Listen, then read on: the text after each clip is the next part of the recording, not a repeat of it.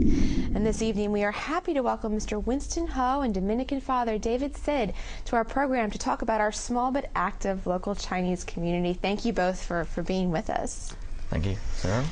Well, Winston, I've been getting updates from you for a couple of years now on some of the activities, the retreats that the Chinese Catholic community has been organizing throughout the years. And it's a small community, but you say every once in a while you just kind of run into somebody who gets more involved. Well, basically the way this all started around 1994 when my predecessor, Catherine Owan from St. Philip Neri Parish, she started organizing a Christmas retreat for all the other Chinese Catholics in New Orleans and Baton Rouge.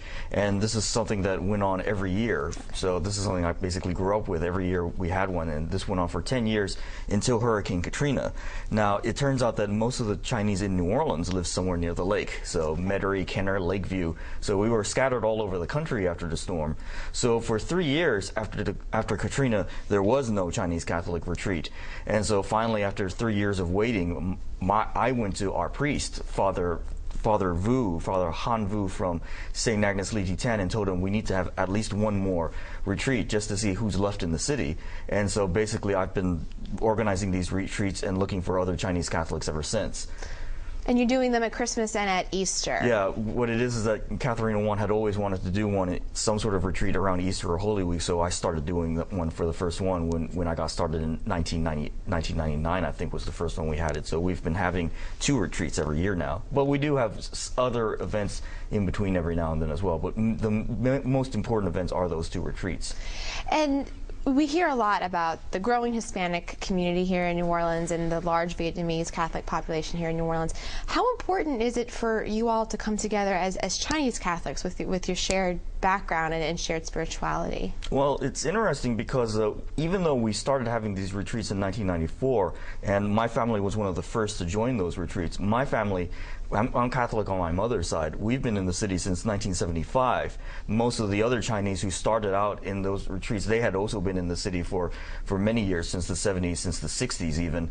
So there's been a small Catholic community in New Orleans for a very long time, even before us Taiwanese, even when Father Seid's people were here, that there were Catholics among them too. So, but what it is that because of the nature of us Catholics, we basically go to the regular Archdiocese churches. We assimilate very well within the Archdiocese, so we've always gone to just regular parish churches. We've never needed our own specific Chinese church, since we all spoke fluent English.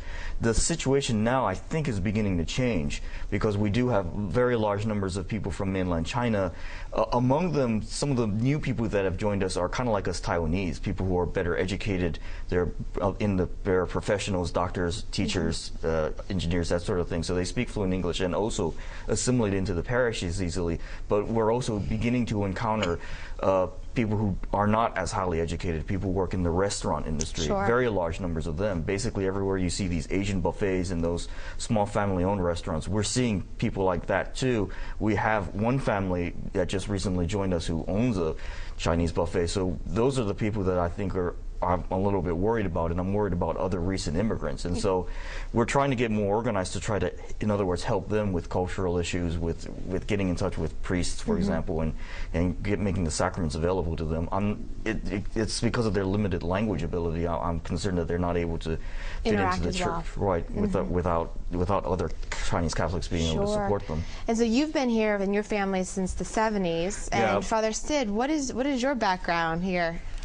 Well, I myself have arrived in New Orleans only this summer, though my family my immediate family is in Mississippi. On my father's side of the family, arrived in Portland, Oregon. Portland, Oregon, that area, yes. In the 1800s? Or? Well, on my father's side of the family, I'm 6th generation Chinese. Oh, wow, okay. My mother herself, first generation. I'm first considered first generation Chinese, first generation to be born here. Oh, wow. But on my father's side, I'm the 6th to arrive here. Everyone kept going back, making their fortunes, and then going back until the revolution in 1949. at which point my grandfather brought everyone over. Right. Got it. That was very common among the Cantonese families that Father Seid, his family was part of. Harry Lee's family was like this too, whereas the father, the eldest sons, they would make their money in the United States. Their families, their wives, their children would remain back in China, so they would return every now and then, but they actually worked here while their families remained in China, and this would continue generation after generation until finally the revolution cut everyone off, so people started staying here permanently. Right, permanently. And I know you've done some missionary work in Hong Kong and Macau, and there's issues on mainland China that is the local Chinese Catholic community monitoring, or is there anything that you can add to that conversation before we wrap? The local Chinese community here is very isolated from China itself, so we don't get a lot of information from over there. We don't really know exactly what's going on.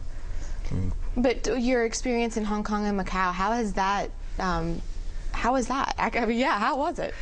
Well, it's a wonderful experience connecting with my cultural roots. You know, I like to point out that the unique position in my own family, I was conceived in Hong Kong but born in the U.S. You know, but everyone younger than me is less connected. So I'm the first one to engage in what's called reverse immigration, at least for a period of time. I was actually ordained in Macau. Very good.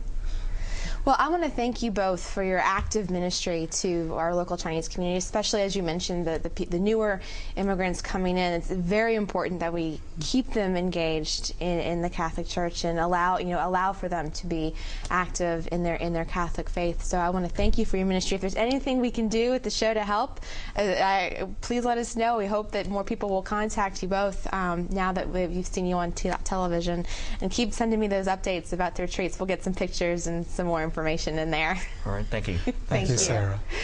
And when we come back, local youths go bowling for their faith.